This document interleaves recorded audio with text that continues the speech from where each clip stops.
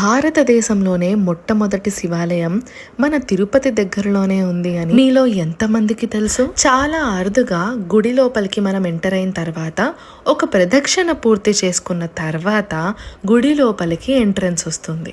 బ్రహ్మ విష్ణు మహేశ్వరులు ఏకశిలగా కొలువై ఉన్న ఈ గర్భగుడిలో గోపురం యోని రూపంలో, లింగము పురుషాంగ రూపంలో ఉండడం విశేషం.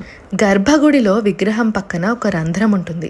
ఆ రంధ్రంలోంచి 60 సంవత్సరాలకు ఒకసారి కాశీ నుండి నీళ్ళొచ్చి శివలింగాన్ని అభిషేకం చేసి వెళ్తాయట. ఈ గుడిలో ఎన్నో విశేషాలున్నాయండి. ఆర్కియాలజీ డిపార్ట్మెంట్కే అంతు చిక్కని ప్రశ్నలు కూడా చాలా ఉన్నాయి. ఈ శిలాఫలకమే 2వ దశాబ్దానికి చెందిందైతే గుడి ఎంత ప్రాచీనమైందో మన ఊహకే వదిలేయాలి. ఈ రీల్ని అర్జెంటుగా మీ ఫ్రెండ్స్ అండ్ ఫ్యామిలీతో షేర్ చేసి ఈ గుడికి తప్పకుండా విజిట్ చేయమని చెప్పండి.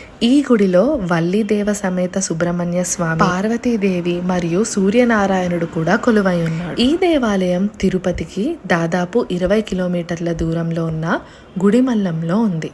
ఇంకో విషయం, వివాహం కాని వారు ఈ గుడికి వచ్చి దర్శనం చేసుకుని స్వామివారికి అభిషేకం చేసుకుంటే కంపల్సరీ వెంటనే పెళ్ళైపోతుంది అని చెప్తారు. ఇలాంటి అమేజింగ్ కంటెంట్ అండ్ వీడియోస్ కోసం కీప్ ఫాలోయింగ్ ప్రత్యాస్.